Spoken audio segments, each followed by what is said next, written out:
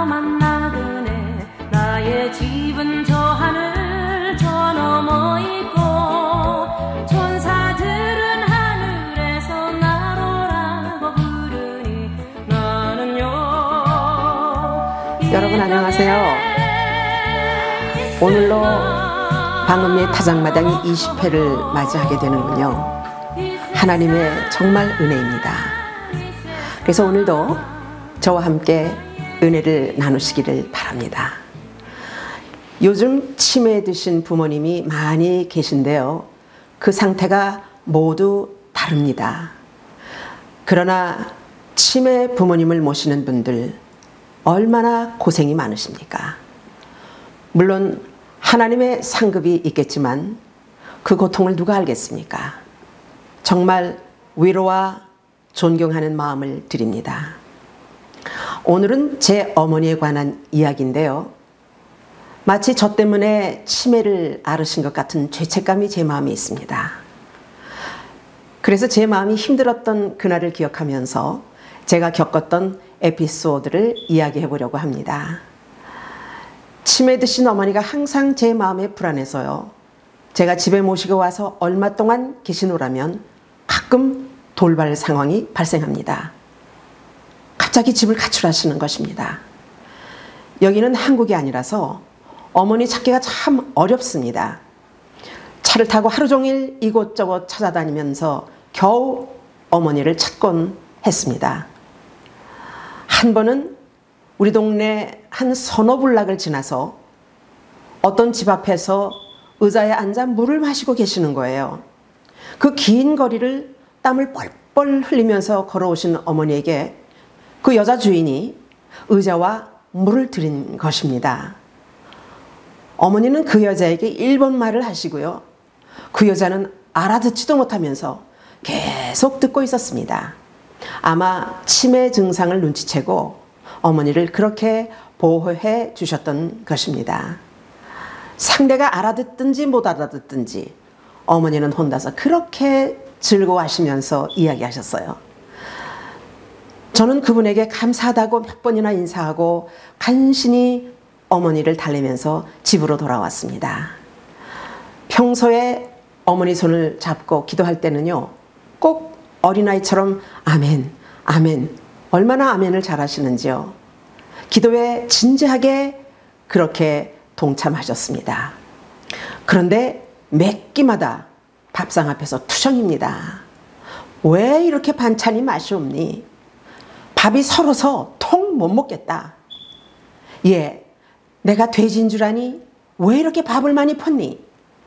벌별 트집을 다 하시고 이상한 말씀을 하셔도 저는 못 들은 척하고 내 할 일만 했지만 실상 저는 제 마음이 무척 속이 상했습니다. 그리고 귀가 어두시니까 제가 대답을 했는데도 못 들으시고 너는 내 말을 무시하는 거냐? 하시면서 저를 막 때리시는 겁니다. 치매 중에서도 옛날 생각이 나시나 봐요. 그 옛날 아버지가 속 썩이던 말씀을 하시면서 그때부터 저에게 화풀이 하십니다. 너는 왜 이렇게 못생겼니? 부터 시작해서 꼭 아버지를 닮아서 못된 짓만 골라서 하는구나. 이러시면서 화를 내시는 겁니다. 그래도 저는 한 말도 하지 못합니다. 왜냐하면 어머니 화풀이 대상이 바로 저니까요. 그러면 또 내 말을 무시한다고 때리고 또 때리십니다. 어떨 때는요, 아파요. 그래서 도망을 가기도 하죠. 네, 사실 이곳에 오시면 모시고 다닐 것도 마땅치가 않습니다. 그래서 어떨 때는 제가 아침부터 김밥을 해서 어머니와 함께 바닷가에 가서 점심이라도 같이 함께 잡수시고 또 그렇게 좋은 시간 보내려고 모시고 나갑니다. 그런데 어머니는 조금만 낯설고 분위기가 달라지면 불안해하십니다. 차를 막 타고 하이웨이를 달리는데 예, 차 세워라. 도대체 어딜 가니? 날 버리려고 가는 거냐? 또 화를 내시면서 문을 열고 나가시겠다는 것입니다. 저는 얼른 문을 잠급니다. 그리고 기도하면서 간신히 도착해서 바다를 보고 또 점심을 또 함께 드시게 하고 나중에는 기분 좋게 돌아오지요. 이런 일 말고도 에피소드가 많이 있었습니다. 정말 힘들고 어려웠던 잊을 수 없는 일이 있었는데요. 평소에 어머니는 미국을 싫어하셨습니다. 그러나 저는 어머니의 마지막을 지키기 위해서 영주권을 해드렸습니다. 그래서 1년에 한 번씩은 미국에 오셔서 생활하셔야 했는데 그러던 중에 치매가 점점 더 심해지셨던 것입니다. 치매가 무척 심해졌을 때였는데 미국 오셨다가 한국에 나가신 지 며칠 만입니다. 어느 날 밤에 일방통행 불소통 전화가 왔습니다. 얘야, 나는 대한민국 국민이기 때문에 영주권이 필요 없다. 그래서 내가 오늘 대사관에 영주권을 반납하고 돌아왔다. 내가 얘 속이 다 시원하다. 그렇게 알아라. 전화 끊겠다. 딸그락 하고 일방통화 전화가 끊어진 것입니다. 저는 한마디 말도 못하고 그때부터 기도에 들어갔습니다. 어떤 의미로 어떻게 영주권을 받았는데 이렇게 수포로 돌아가다니 정말 황당했습니다. 그래서 저는 이 지역의 시의원에게 전화를 해서 당신 구역에 사는 노인이 이런 일을 했는데 한국에 연락해서 영주권을 취소하지 말아달라고 부탁해달라고 애원을 했습니다. 그 시의원이 한국 대사관에 전화를 했는데 어머니 영주권은 그날로 처리가 되었답니다. 저는 당장 비행기표를 사서 한국으로 나갔습니다. 그때가 2004년 11월 29일이었는데 제가 비행기를 타고 한국에 도착한 날이 12월 초였습니다. 그때가 이상기온으로 제가 머물고 있었던 약 일주일 정도였습니다. 영하 20도를 기록한 아주 추운 날이었습니다. 저는 월요일부터 금요일까지 대사관으로 출근했고 또 퇴근했습니다. 영주권을 회복해 해달라는 시위였지요. 금요일 퇴근 시에 영사가 저를 불렀습니다. 영주권을 반납한 자는 10년 이상 재신청을 하지 못하는 것이 이민법이랍니다. 어머니는 본인의 의사로 사인했고 반납했기 때문에 아무리 치매라도 우리는 상관하지 않는답니다. 그래서 재발급을 받을 수 없답니다. 저는 퇴근 시간이 지났는데도 일어나지 않았습니다. 한참을 그렇게 있으니까 영사가 봉투 하나를 갖고 나왔습니다. 이것을 갖고 가면 미국 공항 이민국에서 어떻게 할 것을 지시할 것이다. 그러나 절대로 누가 뜯어서는 안 된다고 하면서 그 영사가 편지 한 통을 주었습니다. 저는 속히 어머니를 모시고 가서 사진을 찍고 그리고 새 여권을 다시 만들고 비자 없는 여권 그리고 흰 봉투 하나를 가지고 김포공항에서 비행 수속도 그것을 다 설명하면서 미국으로 들어왔습니다. 드디어 시카고 이민국에 들어왔습니다. 그런데 이민관이 저에게 그 흰 봉투를 돌려주면서 저리로 가라고 해서 갔더니 큰 방에 사람들이 빽빽하게 대기하고 있었습니다. 그곳은 출입국을 더 자세하게 심사하는 곳이었습니다. 긴 유리통에 봉투를 올려놓으라고 해서 가보니까 그 밑에서부터 쌓여있는 봉투를 보니 내 순서까지 심사할 것을 기다리다 보면 집에 갈 비행기는 아주 포기해야 할 정도로 엄청난 많은 서류가 쌓여 있었습니다. 그렇게 해서 그럴지라도 몇 시간을 앉아서 기다리고 있는데 어머니가 저에게 물으시는 겁니다. 왜 이렇게 기다리는 거냐? 네, 어머니가 반납한 영주권 때문에 다시 수속하는 거예요. 뭐라고? 네가 내 영주권을 버렸다고? 이러시면서 그때부터 일어나서 저를 굿하기 시작했습니다. 그런데 누구 한 사람 말리는 사람이 없었어요. 주먹으로 머리, 가슴, 팔을 한참 얻어맞고 앉았었는데 경관 몇 명이 오더니 우리를 둘러쌌습니다. 그들은 한쪽에 총을 차고요. 또 다른 옆구리 한쪽에는 곤봉 같은 거 있죠. 방망이 같은 그런 거를 차고 있었습니다. 저는 어머니가 치매라서 그렇다고 말했습니다. 그때 어머니가 무서웠는지 그들을 보시고 일어나서 정중하게 인사를 하시더니 한국말로 얘가 나를 죽이려고 해서 때려줬어요 하시는 것입니다. 만약에요 경찰관이 한국말을 알아들었다면 저는 즉각 수갑을 찼을 겁니다. 한 경관이 저를 따로 데리고 사무실로 갔습니다. 다른 경관들은 어머니를 보호하고 지켜주었습니다. 제 신분을 조사하면서 사연을 묻는데 그때 저는 처음부터 시의원의 이름을 대고 전화 부탁한 것까지 다 말하고 또 한국 대사관 사건을 말한 후에야 그 사람이 이해했는가 봐요.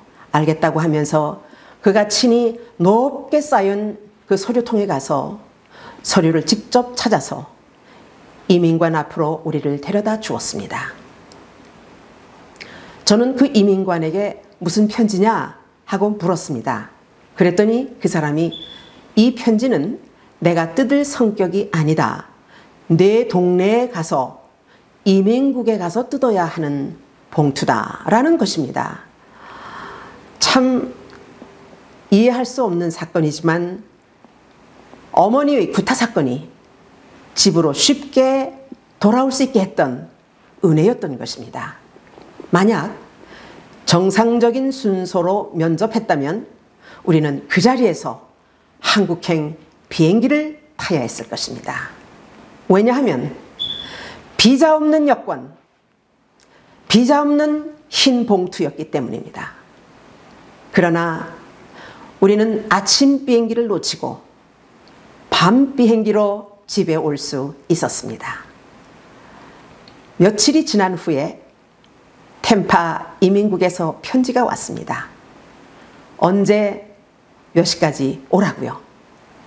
저는 이 동네 이민관을 만나서 그 봉투에 한국의 대사관 영사가 다시 다 지시했을 것이다 라고 말했죠.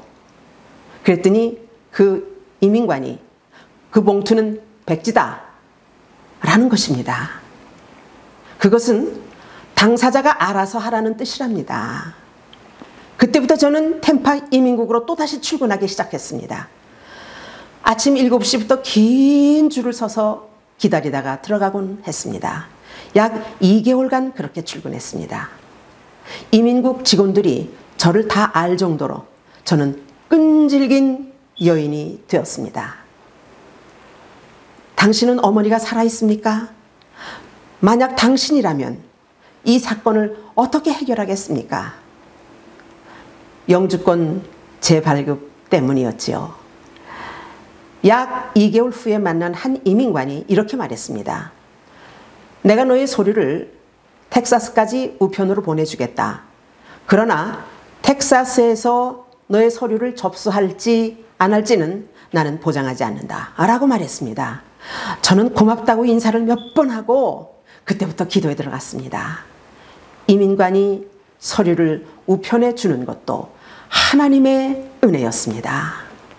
시편 54편 2절 말씀입니다. 하나님이여 내 기도를 들으시고 내 말에 귀를 기울이소서. 그때 이 사연을 아는 우리 교인들이 모두 합심하여 기도해 주었습니다.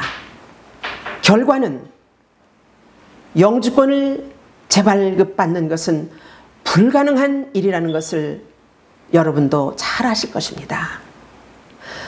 그런데 우리는요, 일상적인 현상에 머물러 사는 사람들이 아닙니다. 불가능을 가능케 하시는 우리 하나님이십니다. 하나님은 살아계십니다. 그래서 우리가 선한 목적을 가지고 기도하면 반드시 하나님은 들어주십니다. 그리고 확실하게 응답해 주시는 하나님이신 것을 저는 증거합니다. 시편 10장 17절 말씀입니다. 여호와여, 주는 겸손한 자의 소원을 들으셨사오니.